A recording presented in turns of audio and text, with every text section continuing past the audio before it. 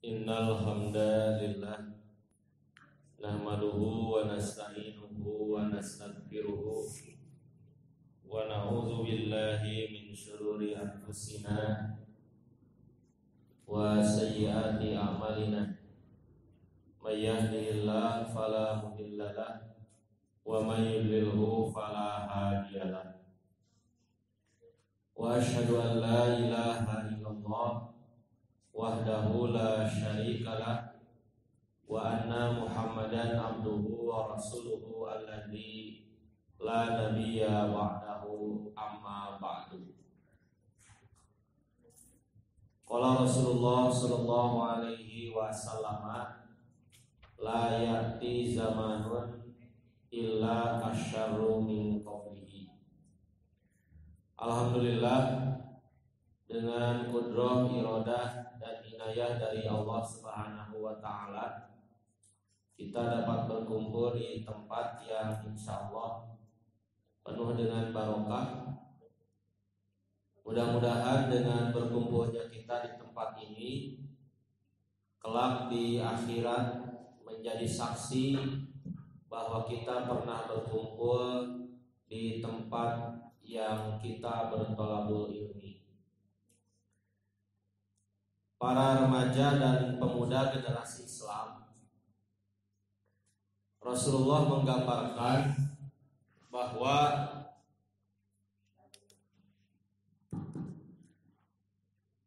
zaman tidak akan bertambah, zaman tidak akan maju kecuali lebih jelek dibandingkan dengan zaman-zaman sebelumnya.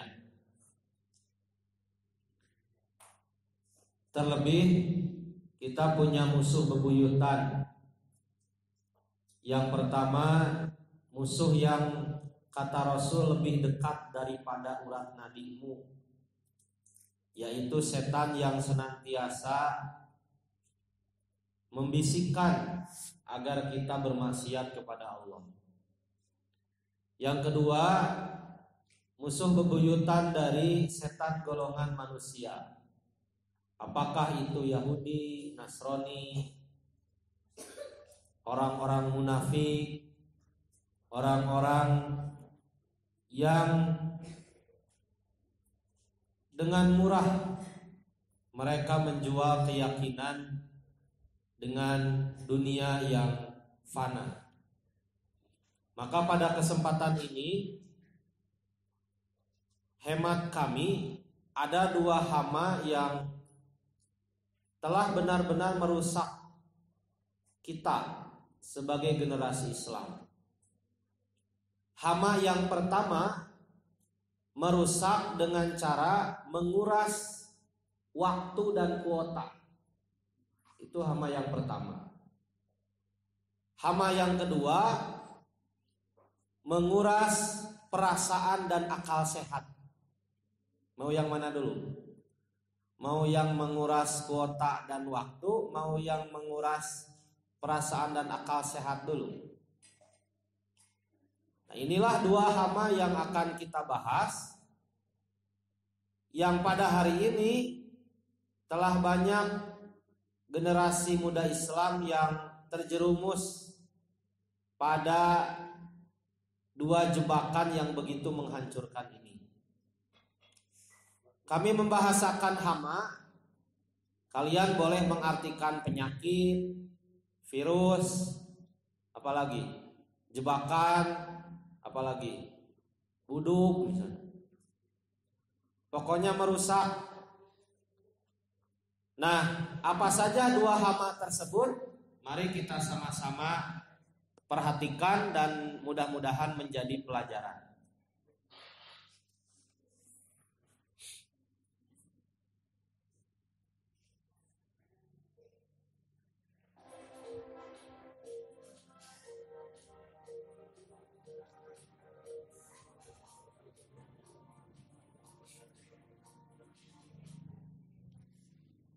Sudah ditebak dua hama itu apa? Nah, ini dua hama yang merusak kita hari ini. Yang pertama, Dilan Da Banjir. Ada yang sudah ke bioskop? Itu luar biasa ya. 5 hari setelah Dilan diluncurkan, 3.100.000 lebih manusia datang ke bioskop. 3.100.000. Ya, teman-teman. Sampai tim Dilan 1991 mendapatkan penghargaan dari MURI. Apa MURI? Museum Rekor Indonesia sebagai film dengan penonton terbanyak, mengalahkan para penonton di Avengers. Spider-Man eleh ku Dilan. Jadi Spider-Man gitu kan. Iron Man dibom ku Iron Man mah. Cetilan aku mah jangan rindu itu berat. Biar aku saja.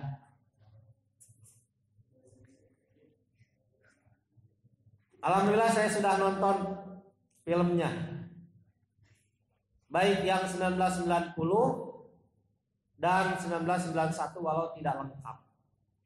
Apa kepentingan saya menonton? Supaya saya tahu di mana letak hama-hama yang ada dalam film Dilan. Sangat banyak ya hal-hal yang merusak dari Dilan itu. Nanti kita munculkan ininya, trailernya. Karena filmnya mau di-download dan dipotong-potong bagian-bagian yang merusaknya. Wong itu error wae. Hese wae ngadownloadna. Kudu ku ahlina ciga nama. Yang mana Dilan ini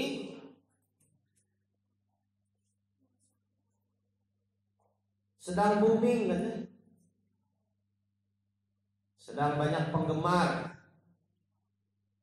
Padahal umat Islam punya idola yang lebih baik dari Dilan.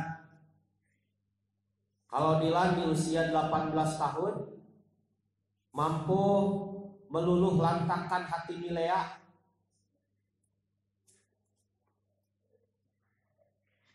Padahal kita punya Muhammad Al-Fatih yang pada usia 19 tahun mampu menaklukkan sebuah benteng yang kokoh yang oleh seluruh panglima perang sejak zaman Nabi tidak ada yang bisa menghancurkan dan menundukkannya, tapi oleh seorang Muhammad Al-Fatih yang usianya 19 tahun benteng Konstantinopel tunduk di hadapan Islam. Yang kedua, hama perusak generasi kita hari ini adalah fenomena Mobile Legend. Sampai di Pangalengan ada satu daerah, kita tidak akan sebut, meninggal dunia seorang pemuda yang keranjingan permainan Mobile Legend. Ceritanya dia itu kerja dari Senin sampai Jumat, Sabtu Minggu libur. Apa kerjanya? Di pabrik di Pengtai di daerah Banjaran. Pulang ke Pangalengan Jumat, Sabtu, Ahad. Pulang ke rumah itu bukan istirahat, main game. 2 hari 1 malam terus setiap minggu. Kurang makan, kurang minum. Kan yang main game fokus ya karena game. Akhirnya dia sakit, dibawa ke rumah sakit. Awalnya gejala tipes, komplikasi segala penyakit, akhirnya meninggal dunia. Kata dokter, otaknya mengalami kekeringan. Jadi si otak nanti mengerut. Kenapa? Kan tinggal main game, bolot gitu kan. Tegang. Nah, jadi ada 2 hama yang merusak generasi kita. Yang pertama Dilan Da Banjir, yang kedua Mobile Legend. Kalau mau di saya ada novelnya, bentuknya PDF. Jadi PD Baik itu penulis novelnya dengan seorang temannya menulis 3 novel berurutan. Novel pertamanya berjudul Dilan 1990. Novel keduanya Dilan 1991. Novel ketiganya berjudul Milea. Makanya ada kemungkinan, tunggu saja, nanti di tahun 2020 ada kemungkinan ada film lanjutan Dilan 91. Apa judulnya? Kalau ikut ke judul novel, judulnya Milea. Banyak itu kejadian-kejadian aneh dan lebay gitu. Dan kita bisa mengerti kenapa seorang Ridwan Kamil begitu baper dengan film Dilan. Ternyata Kang Emil ada di dalam film itu sebagai bapak guru kan. Nah, seperti apa gambaran film Dilan yang merusak ini? Kita lihat trailernya saja ya. Karena kalau filmnya itu 1,5 jam. Anu trailernya tak kira dengan rasa cita-citamu apa? Jadi tukang bangunan. Kamu. Nah, mari kita saksikan.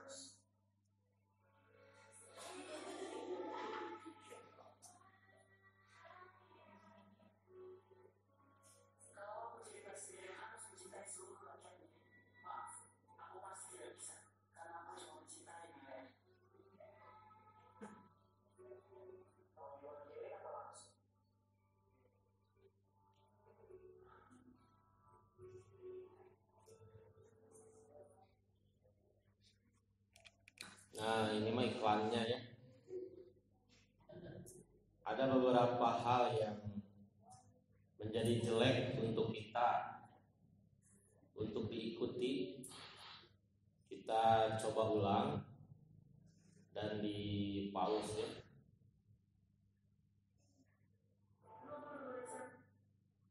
Yang pertama, adegan berboncengan. Ini menjadi masalah bagi kita karena Rasulullah bersabda, seseorang ditusuk dengan besi panas dari ubun-ubunnya sampai ke belakang. Itu lebih baik baginya daripada harus bersentuhan dengan yang bukan mahramnya. Ini mah bukan hanya bersentuhan lagi, naplok 3 bancet.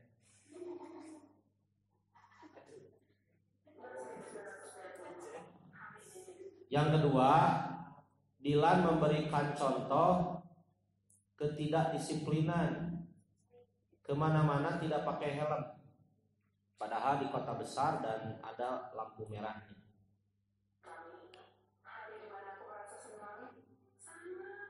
Ketiga, Milea ini Islam.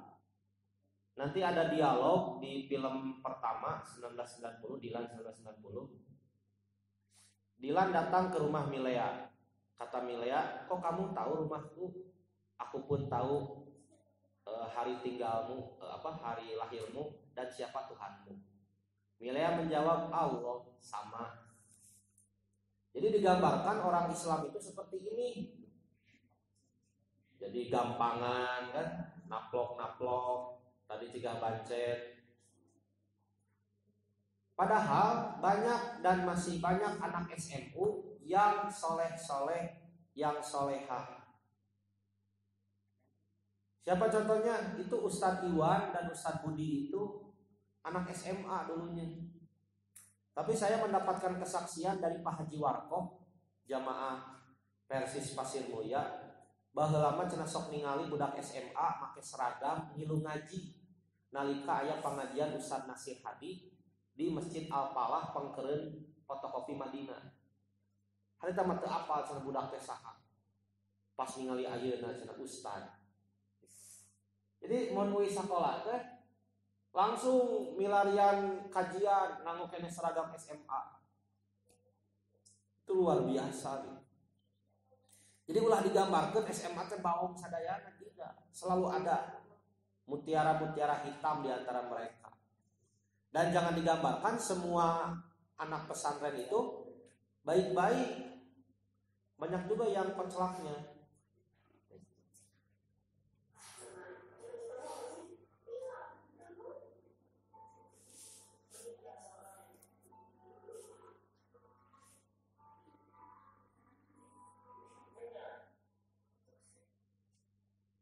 Dilan bilang sama Miladi, cium jangan. Cium jangan. Nanti ada adegan lagi mau diwakilin apa langsung.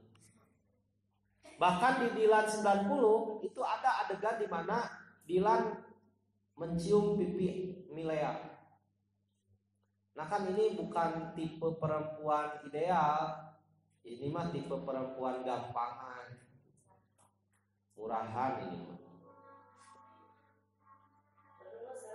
Ada temen turun tanya budak SD, cium jangan.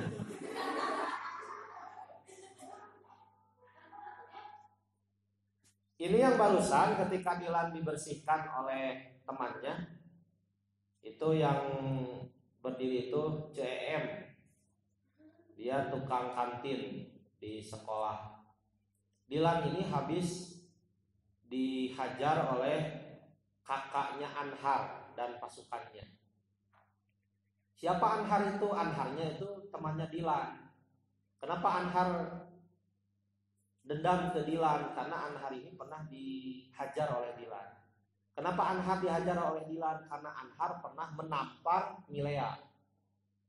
Jadi mengajarkan kepada kita lamun boga masalah gelut, bereskeun ku gelut. Sampai nanti di ujung cerita Dilan 91 ada teman Dilan yang sampai meninggal dunia karena bentrok di geng motor. Pokoknya tidak ada baiknya film Dilan itu. Nah ini kan bersentuhan tangan sudah tidak boleh. Nah ini jadi menggambarkan bahwa kata Milea, boleh tidak aku tidak suka kamu main geng motor. Kata Dilan apa? Sejahat-jahatnya anak geng motor pasti sholat ketika ujian praktek agama. Jadi digambarkan budak SMA teh tara sholat. Padahal sekali lagi masih banyak anak SMA yang soleh dan solehah.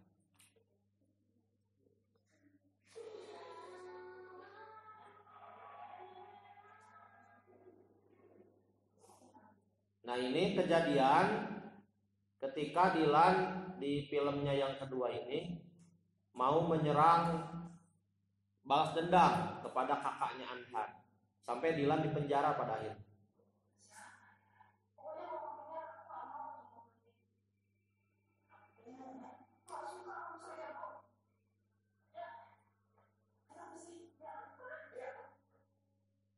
laki-laki ini namanya Hugo. Hugo ini sepupunya Milea. Dia datang dari Belgia kalau tidak salah, mendekati Milea, mengajak ke bioskop, lalu menciumnya serta-merta. Nah, Milea juga menjadi benci kepada Hugo. Jadi banyak hal-hal yang tidak sesuai dengan ajaran Islam.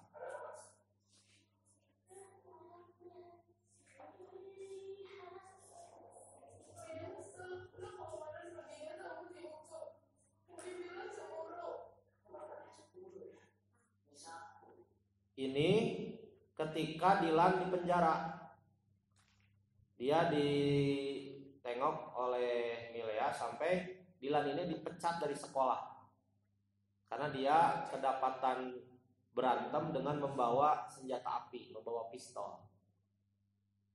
Jadi ya itulah yang diajarkan itu yang jelek-jelek semua. Dan yang anehnya orang tuanya itu mendukung saja, itu dibiarkan.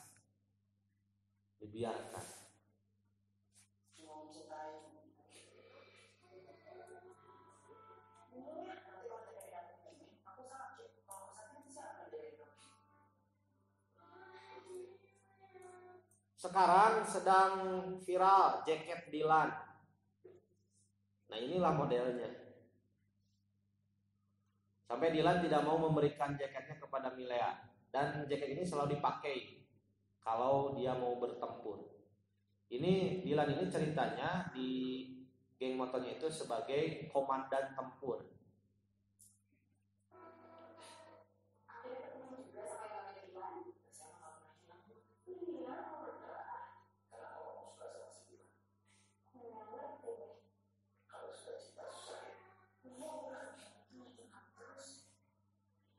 Ini gurunya ahli puisi, tapi katanya puisi Dilan lebih romantis dibandingkan gurunya ini.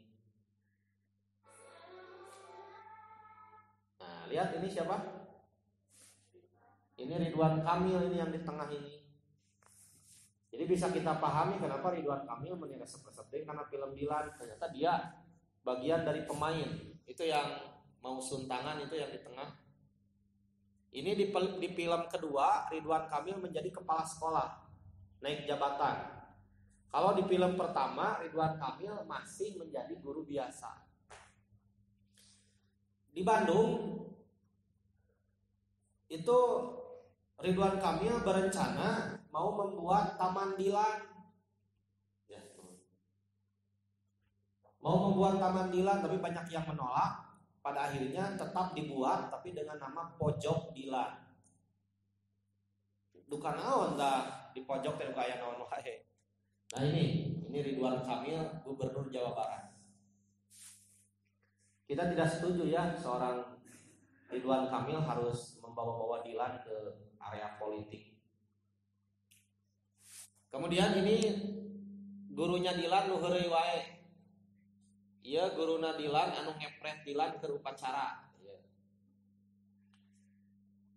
Si guru ini memberikan gambaran guru yang apa ya? Heureuy. Ketika mereka mau pulang semua, kata guru ini, "Hei kamu Abdul." "Dilan Pak." "Iya saya lupa." Tahu tidak apa singkatan dari Dilan? Apa Pak? Hadi-hadi di jalan. Jadi kalau kalian menemukan di Instagram Dilan hadi-hadi di jalan, ngabibita ka urang teh sangkan nongton tah si bapak ieu nu nyaritana teh. Sampai bapak ieu keur minum cin teh nyembur ka dieu reuas gitu. Dilan jadi hadi-hadi di jalan. Pokoknya gambaran gurunya juga guru yang tidak dihormati. Ini pokoknya mah hancur we lah. Segala rupa. Nah ini yang tadi ya, Kang Ugo itu.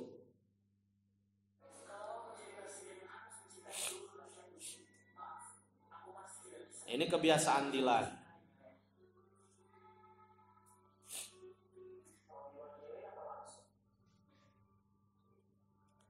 Kalau ini tidak ada adegan ciumannya. Ini disensor langsung oleh pihak pembuat film.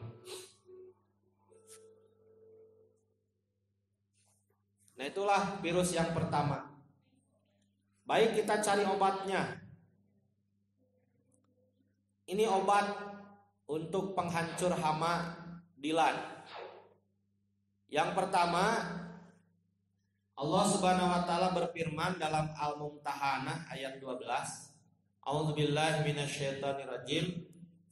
Ya ayyuhan nabiyyu, wahai nabi, idza ja'akal mu'minatu, apabila datang kepadamu perempuan-perempuan yang beriman, yubayyi'naka, mereka berbaiat kepadamu, ala an la yusyrikna billahi syai'an, supaya mereka tidak musyrik kepada Allah dengan sesuatu apapun juga.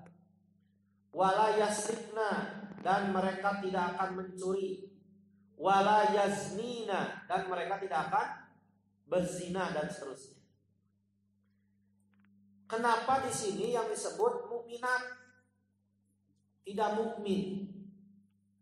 Yang kedua, satu di antara poin yang menjadi poin-poin baiat perempuan-perempuan yang beriman itu wala yaznin, dan tidak berzina. Dalam ayat lain, ketika Allah menyebut ayat tentang perzinahan, Allah menyebut itu perempuan dulu. Az-zaniyatu waz-zani fajlidu kulla wahidin minhuma mi'ata jaldah. Perempuan tukang zina, laki-laki tukang zina, maka jilidlah satu dari mereka, artinya kulla wahidin, setiap orang dari mereka, mi'ata jaldah, 100 kali cambukan. Kalau ada laki-laki bujangan berzina dengan perempuan perawan, dicambuk 100 kali. Itu sampai yang namanya daging terpisah dengan kulitnya. Yang namanya daging terpisah dengan tulangnya. Jadi digebuk ke bawah yang daging-dagingnya. Kalau yang zina adalah janda dengan duda, aki-aki jeung nini, maka itu hukumannya dirajam. Pertanyaannya, kenapa yang pertama disebut az-zaniyatu, perempuan yang tukang zina, lalu kesananya laki-laki tukang zina? Artinya dalam perzinahan itu yang paling dominan adalah perempuan. Kalau perempuan bisa menundukkan pandangan, kalau perempuan tidak suka mengumbar aurat, kalau perempuan jual mahal kepada laki-laki yang mata keranjang, apalagi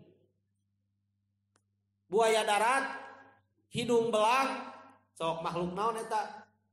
Matana keranjang, awakna buaya darat, hidungna belang, genderuwo gitu. Kalau perempuan kepada laki-laki yang seperti itu teu ngalayanan, insya Allah perzinahan bakal jauh. Maka wahai para perempuan, janganlah menjadi milea yang gampangan. Itu yang pertama. Kemudian yang kedua, Rasulullah bersabda, la'an yun ana fi roksi rajulin bimihyatin min hadidin, sungguh ditusuknya pada kepala seseorang dengan satu pasak dari besi, satu tumbak yang terbuat dari besi, khairun lahu, itu lebih baik baginya, min an yamassam ro'atan la tahillu lahu, daripada dia harus menyentuh seorang perempuan yang tidak halal baginya.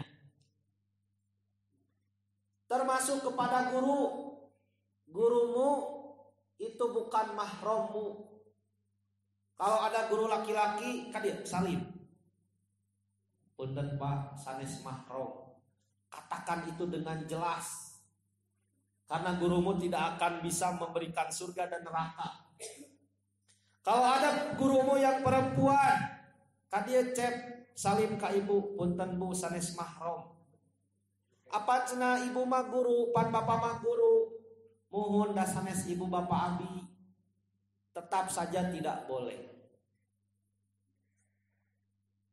Artinya bisa jadi nanti di akhirat siksaan bagi orang yang senang disentuh dan menyentuh seperti ini.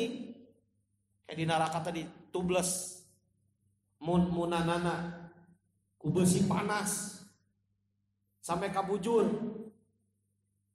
Bahkan mungkin lebih dari itu. Kita melihat di Facebook ya, budak SD ya mah tos mamih papi. Mana mih? Mamih papi. Nah, itu yang kedua. Kemudian yang ketiga, dalam surat An-Nur ayat 30 dan 31. Allah berfirman, "Qul lil mu'minina." Dalam 31, "Qul lil mu'minati." Perintahnya sama. Yaguddu min absarihim. Hendaklah mereka menundukkan pandangan-pandangannya, wa yahfadu furujahum, dan menjaga farji-farjinya. Tundukkan pandanganmu. Kalau kalian para ikhwan melihat perempuan yang cantik, jangan terus dilihat, tunduk. Uyos gak cenah asal ulah ngicep, nanti ada hadisnya. Kalian juga perempuan sama. Ketika melihat laki-laki yang ganteng, yang gagah, yang kasep, menunduklah. Tundukkan pandanganmu. Pokok asal ketika kita sekarang belajar, kalian para akhwat tidak boleh melihat saya. Tapi karena ini dalam rangka belajar, maka menjadi boleh. Seperti dalam jual beli juga boleh. Atau hal-hal yang lain yang sifatnya terpaksa. Sok kabayang ayeuna urang ka pasar. Teteh-teteh meser jengkol ka tukang jengkol. Mang meser jengkol. Neng nu mana? Nu ieu, nu ieu. Cacena ieu mang. Ieu mang di dieu, oh ieu mang, ieu mang. Da tunggu wae pas cekak tukang jengkolna leungit. Jadi bisa saja kita melihat kepada lawan jenis, tapi dalam hal-hal yang terpaksa. Tapi kalau tidak itu, nah, tundukkan pandanganmu. Kemudian hadis dari Jarir bin Abdullah yang mengatakan, Sa'altu Rasulullah sallallahu alaihi wasallam. Aku bertanya kepada Rasulullah an-nadoril pujaati, dari pandangan yang cuma selintas yang tadi.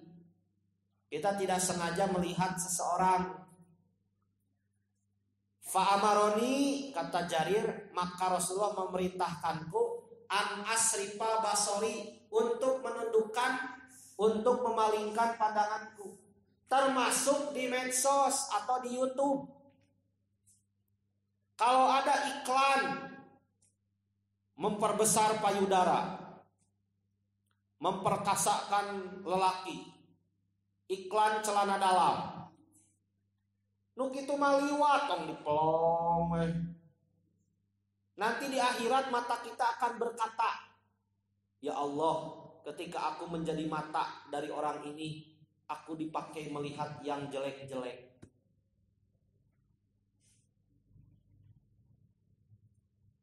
Jadi ketika ketemu sama teman, kalau tidak ada kepentingan, tundukkan pandangan.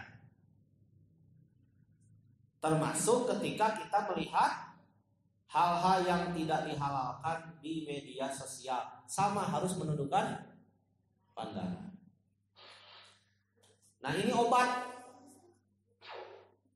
Yang selanjutnya, yang terakhir yang bisa kita jelaskan bagi para pemabuk dilan. Kata Rasul, ya ma'syarus syabab, wahai para pemuda, manistato amin kumul ba'ata, siapa di antara kalian yang mampu menikah, fal yatajawad, segeralah menikah. Menikah itu wajib punya mas kawin. Mas kawin itu wajib. Sampai kata Nabi, ada seorang sahabat mau menikah, kamu punya apa? Tidak punya ya Rasulullah. Kalau cincin dari besi, tidak punya. Lantas kata Nabi, kamu hafal Quran? Ya. Jadikan itu mas kawin. Sakingku wajib-wajibnya punya mas kawin. Makanya ini kepada yang mau menikah, adeden, arepi, kumpulkan dulu mas kawin. Teman saya mas hijau atau mas payo.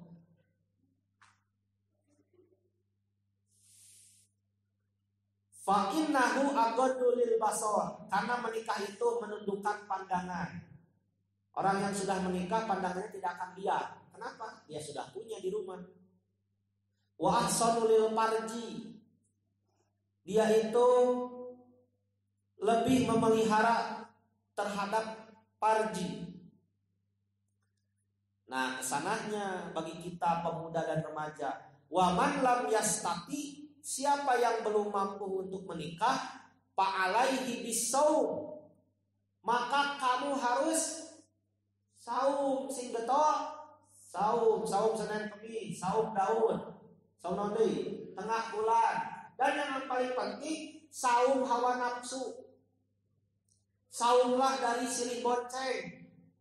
Nabi macam itu bobogohan. Apakah Allah itu bodoh? Dengan hanya merubah status, aku bukan pacarnya, aku cuma TTM, naon teh manis. Teman tapi mesra, sarua. Nabi macam sahabatan. Abi macam adik kakak. Beda bapak teu saindung. Allah mau bisa dibobodo. Nah, maka saumlah. Engke mah geus nikah pek bae.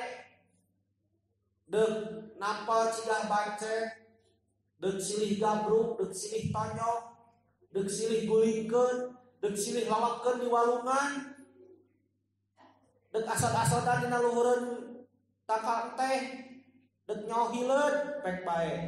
Geus nikah mah. Tapi lamun can nikah mah wayahna tahan dirimu.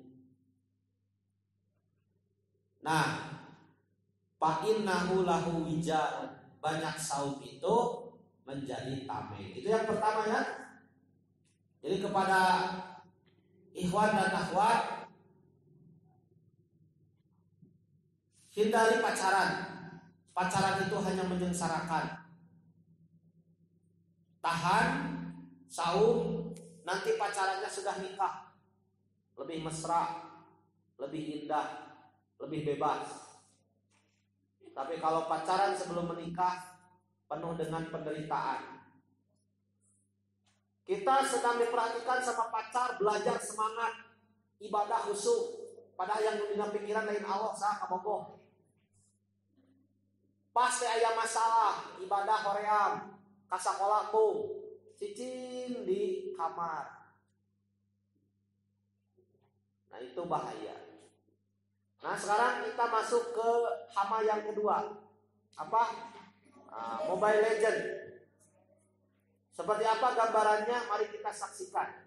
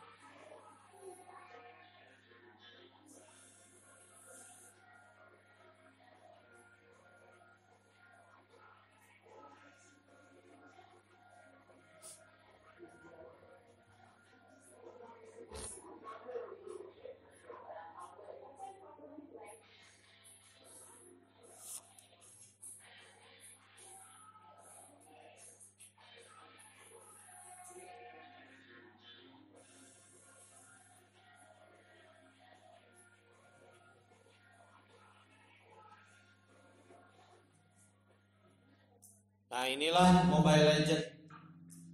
Sampai di kota-kota besar itu anak-anak itu sulit konsentrasi belajar. Kenapa? Karena memikirkan game online. Dan yang parahnya lagi, pemerintah kita mengadakan kejuaraan e-sport, electronic sport. Itu hadiahnya mencapai 7 triliun. Jadi sampai mikir ke TKW gitu. Saya pernah berbincang dengan seorang mantan pecinta Mobile Legends. Dia mengatakan bahwa seorang juara dunia dari Mobile Legends ini, dia main gamenya dalam satu hari itu 12 jam. Kalau satu hari ada 24 jam, maka setengah hari dia pakai untuk main game.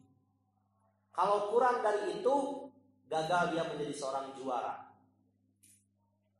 Tong main game wae, naon bisi bodoh. Karena main game itu merusak otak.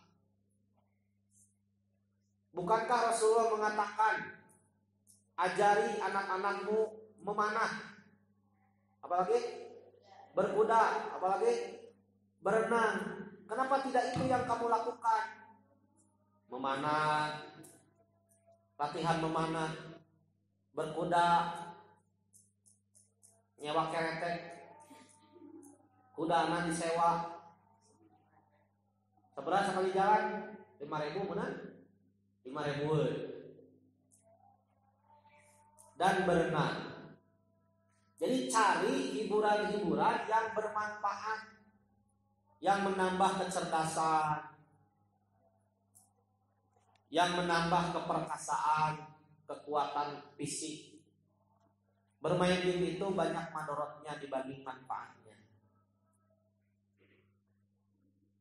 Nah, maka ada beberapa obat dari Allah dan Rasulnya. Mudah-mudahan kita menjadi sehat kembali dari penyakit Mobile Legends ini. Yang pertama, Al-Quran surat Al-Insyirah ayat 7. Allah Subhanahu wa taala berfirman, "Faida farogta fansau." Maka apabila kamu telah selesai dari suatu urusan, ngagunakeun kalimat lagi fa, tidak summa, tidak kemudian, tapi fansau, cepat lakukan pekerjaan lain. Artinya ketika sudah beres dari satu perkara, rencanakan pekerjaan yang lain. Kalau begini, kita sudah beres dari satu perkara, main game heula. Pagawean sajam, main game 2 jam. Dek ngalakukan pagawean nu kadua teh otak capek kan biar dipakai main game, boro-boro mikir deui. Nah, maka seseorang yang sukses itu yang bagaimana? Yang bangun ketika orang lain tidur. Seseorang yang sukses itu yang rajin ketika orang lain malas. Seseorang yang sukses itu yang kerja keras ketika orang lain diam. Jadi sabalikna tinu seje. Hayang sukses pagawean sare main game hardolin dahar modal ulin. Moal bisa. Kalian tahu B.J. Habibie? Dia itu bukan dari keluarga yang kaya raya. B.J. Habibie ini kan ketika di zaman penjajahan Belanda, ceritanya Soeharto dia berlindung di rumahnya B.J. Habibie. Lalu melihat seorang anak yang rajin luar biasa. Nah, Presiden Soeharto ketika itu disekolahkan. Dan sekolahnya juga B.J. Habibie tidak terus dibiayai. Karena pada akhirnya beasiswa. Akhirnya apa? Ketekunan B.J. Habibie. Dia mampu menciptakan pesawat terbang Boeing 737 yang disebut dengan Gatot Kaca. Itu sampai oleh orang Jerman itu B.J. Habibie direkrut dan diminta menjadi seorang insinyur ahli pembuat pesawat terbang. Mungkinkah lahir B.J. Habibie jika pekerjaannya main game wae?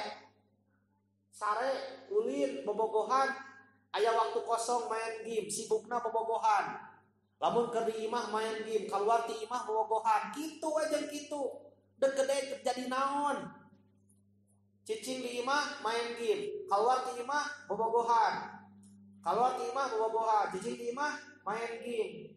Geus gede hayang jadi jelema beunghar, asup masuk surga, luar biasa. Kamu punya orang dalam. Moal bisa orang sukses secara enteng. Kita harus kerja keras. Nah, kemudian yang kedua, dalam hadis riwayat At-Tirmidzi, Rasulullah bersabda, min husni islamil mar'i tarkuhu ma la ya'nihi. Di antara kebaikan Islam seseorang adalah dia meninggalkan hal yang tidak bermanfaat baginya. Sesuatu yang tidak bermanfaat pasti ditinggalkan. Bahkan jauh kalau kita dibandingkan dengan para sahabat. Para sahabat itu kalau punya hewan, benda, bahkan istri sekalipun, ketika mengakibatkan menjadikan dirinya jauh dari Allah, itu langsung diberikan atau dijual. Ada sahabat sedang mengelus-elus kudanya, lalu kudanya itu menjadikan dia telat sholat di awal waktu, maka kudanya biasanya sudah diberikan kepada orang lain.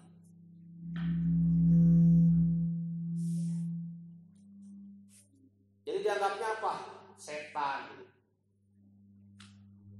Kemudian dalam hadis yang lain Rasulullah bersabda, nikmatani, ada dua nikmat, magbunun, yang banyak dilupakan, tertipu, fihima, pada dua nikmat ini, kasirum minan nas, kebanyakan dari manusia. Apa saja? Satu, as-sihatu, kesehatan. Yang kedua, wal farog, dan waktu kosong, waktu luang, waktu senggang.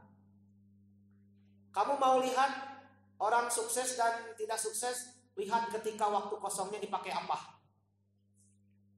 Kalau waktu kosongnya dipakai main game, kalau sibuknya hanya dengan pembogohan, saya jamin orang itu tidak akan sukses. Dia akan menjadi orang-orang yang biasa. Tapi kalau seseorang yang waktu kosongnya dipakai baca, diskusi, dan sibuknya sibuk ilmu dan amal soleh, saya yakin orang seperti itulah yang akan sukses. Jangan digambarkan orang sukses itu punya motor, punya mobil, pesawat terbang, helikopter, bukan. Orang yang sukses itu adalah orang yang soleh.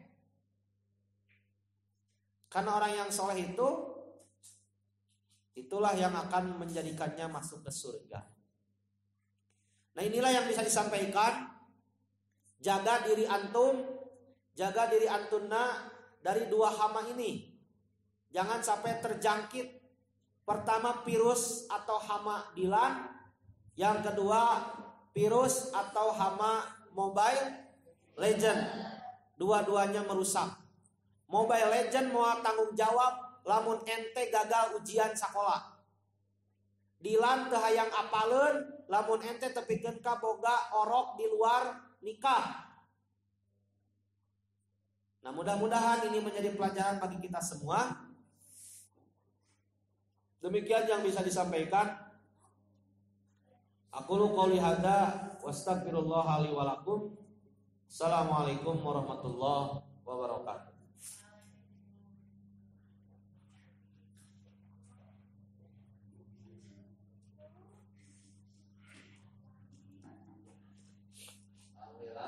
Kajian telah selesai. Jadi dua halaman tersebut jangan sampai terjangkit oleh kita.